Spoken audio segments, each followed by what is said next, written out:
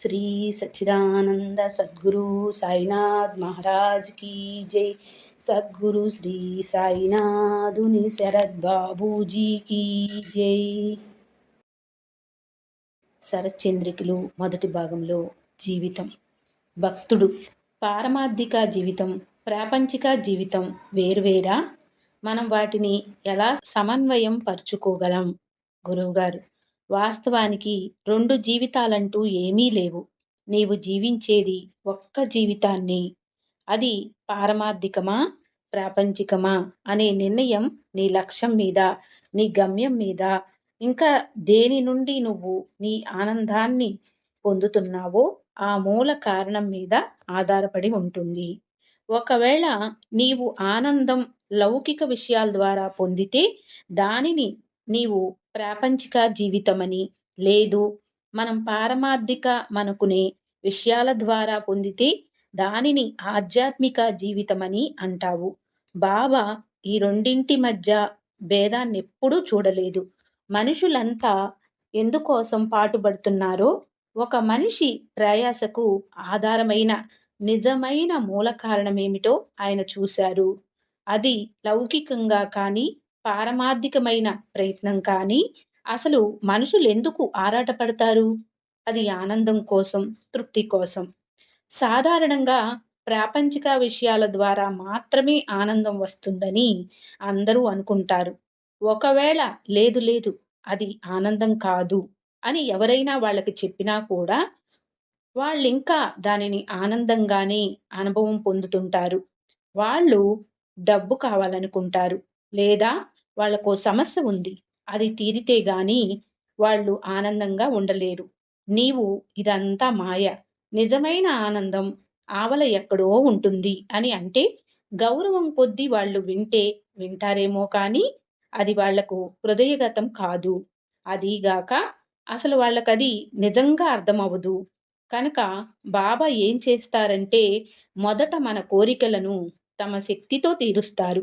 ఒకసారి మన ఆనందానికి బాబా మూలమని తెలిసిన తర్వాత మన దృష్టి చిన్నగా అసలు కోరికకు కారణమైన వస్తువు విషయం నుంచి ఎవరైతే దాన్ని ఇస్తారో వారి బాబా మీదకు మరులుతుంది. మనం మన ఆనందాన్ని విభిన్న విషయాల కారణాల ద్వారా పొందుతుంటాము. ఎప్పుడైతే ఇవన్నీ ఇవ్వగల సద్గురువు అనే ఓ ఆధారం దొరికిందో మన మనసు ఇంకా ఇంకా ఆయనపై లగ్నం కావడం మొదలవుతుంది. అప్పుడు ఆయన పట్ల మన ప్రేమ పెరిగే కొద్దీ ఇతర విషయాల పట్ల ఆకర్షణ క్రమంగా బలహీనపడుతూ పోయి ఒక్క సద్గురువు పట్ల గల ఆకర్షణ మాత్రమే మిగులుతుంది. భక్తుడు. దైనందిన జీవితంలో ఆధ్యాత్మికతను ఓ భాగంగా ఎలా చేసుకోగలం?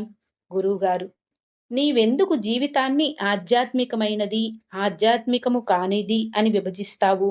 ఎందుకు ఈ కృత్రిమమైన విభజన చేసి ఒకదానికి ఎక్కువ, మరోదానికి తక్కువ విలువనిస్తావు? జీవితం జీవితమే. అందుకని మన దైనందిన జీవితంలో ఆధ్యాత్మికతను ఒక భాగం చేసుకోవడం అన్న ప్రశ్నే లేదు. సాధన అనేది మన జీవితంలో భాగం కావడం గాక మన జీవితం అంతా మన సాధనలో భాగం కావాలి. ప్రతిరోజు 1 గంట ధ్యానం అని మనం దానికి కేటాయించిన ప్రత్యేకమైన సమయంలోనే కాకుండా రోజుకు 24 గంటలు ఆధ్యాత్మిక సాధన సంభవం అవ్వాలి. మనకు నేర్చుకోవాలనే దృక్పథమే ఉంటే నిత్య జీవితంలోని ప్రతి సందర్భాన్ని సాధనగా చూడగలం, ఉపయోగించుకోగలం. అది ప్రపంచాన్నంతా గురువులాగా భావించటం, జీవితాన్నంతా గురువుగా చూడటం, ప్రతి విషయం నుంచి, ప్రతి వ్యక్తి నుంచి నేర్చుకోవడం. అందుకని మౌలికంగా ప్రాపంచికము, పారమార్థికము అనే తేడా ఏమీ లేదు. అదంతా మన స్వభావం, వైఖరి మీద ఆధారపడుతుంది. ప్రాపంచికమైన ఒకానొక విషయం ఆధ్యాత్మికం కావచ్చు, ఆధ్యాత్మికమైన ఏదో ఒక విషయం ప్రాపంచికము కావచ్చు. గురువుగారు: మీకు ప్రపంచం పట్ల వ్యామోహం ఉంది కనుక దానిని మీ ఆధ్యాత్మిక గమ్యాన్ని పొందే ఒక సాధనంగా మలుచుకోండి. అప్పుడు ప్రపంచమంతా దానికి మార్గమవుతుంది. సాధారణంగా ఒక సాధకునికి ప్రపంచమంతా ఒక అడ్డంకిగా, ఒక శత్రువుగా, ఒక పీడకలలాగా పరిగణింపబడితే, అదే ఒక సాయి భక్తుడికి మాత్రము అతనికి గమ్యానికి అతన్ని మరింతగా దగ్గరగా తీసుకొచ్చే ఒక సాధనమవుతుంది. ఉదాహరణకు మనకు జబ్బు చేసినప్పుడు చాలా ఆధ్యాత్మిక వర్గాల్లో దానిని గురించి పట్టించుకోకూడదు అనుకోవడం జరుగుతుంది. దానితో మన సాధనకు, మన సద్గురువుకు గాని ఎలాంటి సంబంధం ఉండదు. నీవు శరీరం కాదు, ఈ జబ్బు గురించి ఆందోళన పడవద్దు, ఆత్మ మీద మనసు లగ్నం చెయ్యి అని గురువు నీకు చెబుతాడు. కానీ మనం మన అనారోగ్యంతో ఇబ్బంది పడుతూ ఉంటాము. అందుకని మనకు మనం మన శరీరం కాదు అని చెప్పుకుంటాం. కానీ అదే సమయంలో అనారోగ్యం గురించి బాధపడుతూ ఉంటాము. అందుకని ఒక సంఘర్షణ ఏర్పడుతుంది. కానీ ఒక సాయి భక్తుని విషయములో అతను జబ్బు పడితే అతనికి నయమవడానికి బాబా దగ్గరికి వెళ్తాడు. అప్పుడు అతను తేట పడితే, ఓ, బాబా నాకు నయం చేశారు అని అనుకుంటాడు. మామూలుగా ఒక అడ్డంకిలా కనిపించే ఆ శరీరమే చివరకు జబ్బు కూడా అతనికి సద్గురువుకు మరింత చేరువ అవ్వడానికి సాధనమవుతుంది. విషయాలను ఈ విధంగా చూడడం ద్వారా మన జీవితమంతా మన సద్గురువు పట్ల మన ప్రేమను వ్యక్తీకరించే విధంగా చేసుకోవచ్చు. అది ఏమాత్రం లాంఛనాప్రాయమైన అలవాటుగా అనిపించక, మనలోకి ప్రేమ స్ఫూర్తిని ఊపిరులూదే నిరంతరమైన అనంతమైన శ్రద్ధతో కూడిన ఆరాధన. జీవితమంతా ఆధ్యాత్మిక సాధనలో భాగం కావాలి అనడంలో నా ఉద్దేశం అదే.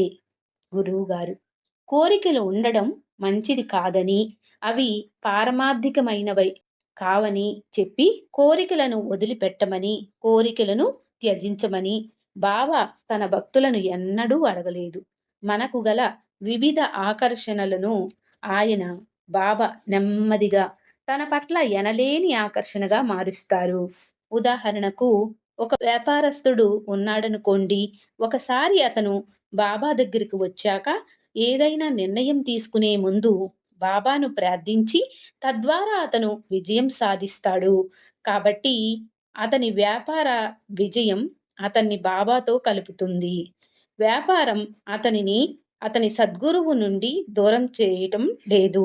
నిజానికి అతనికి గల డబ్బు అనే గట్టి వ్యామోహం, ఆ ప్రధానమైన ఆకర్షణ అతనిని బాబాకు ఇంకా చేరువ చేస్తుంది. కాంట్రాక్ట్ వచ్చిన ప్రతిసారి విధిగా బాబా దగ్గరికి వస్తాడు. ఒకవేళ ఏ కాంట్రాక్టు వచ్చి ఉండకపోతే అసలు బాబా దగ్గరికి వచ్చేవాడు కాదేమో.